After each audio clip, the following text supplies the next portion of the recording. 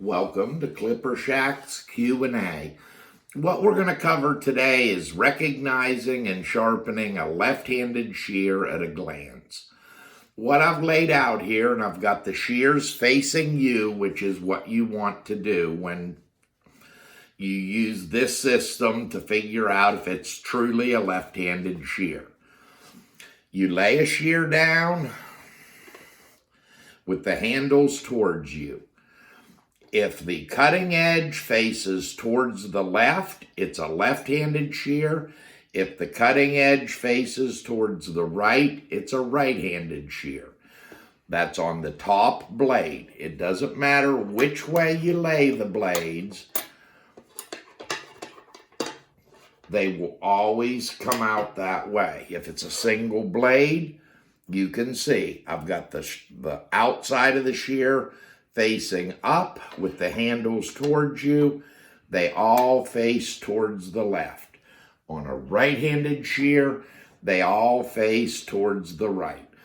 I've had people tell me, oh, I can tell by the tang.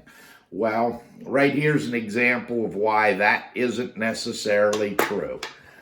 Because this tang is on this side, this tang is on that side. They do vary that according to manufacturer. What we'll do now is when it comes to testing a left-handed shear, I'm going to pick this up. If I put the shear in my left hand, which is very awkward for me, you'll notice the blades, the set and the shear, your muscles in your hand naturally make that shear come together and the blades touch. As I open and close, they naturally do it. If I move that shear over to my right hand, the harder I squeeze, the further apart the blades get. The natural muscles in your hand will separate the blades. So remember, when testing a left-handed shear, always test with that shear in your left hand. If not, you won't get a true reading of if the shear will cut or not.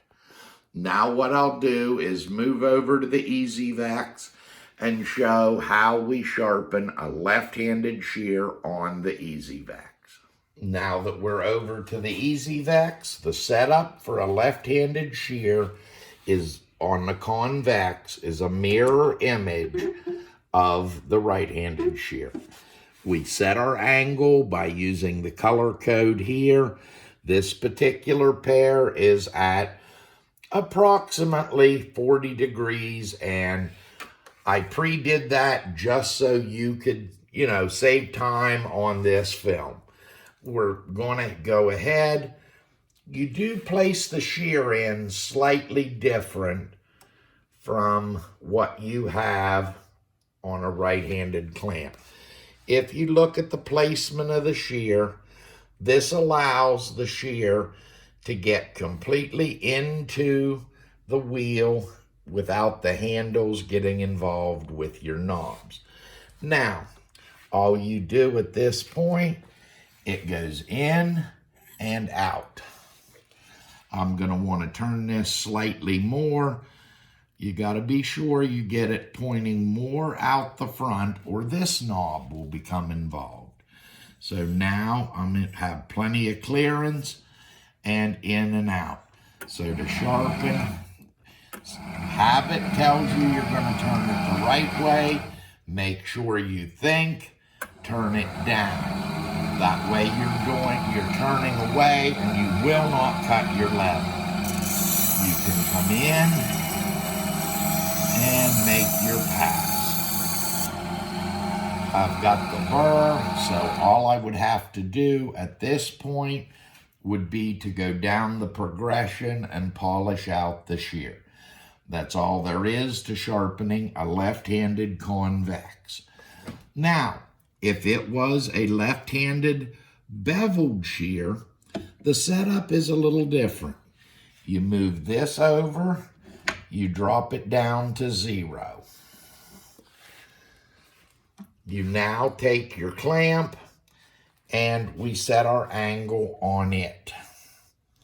It's now set at the 40 degrees, and when it's a beveled shear, you want the underside of the shear up, place it in the clamp.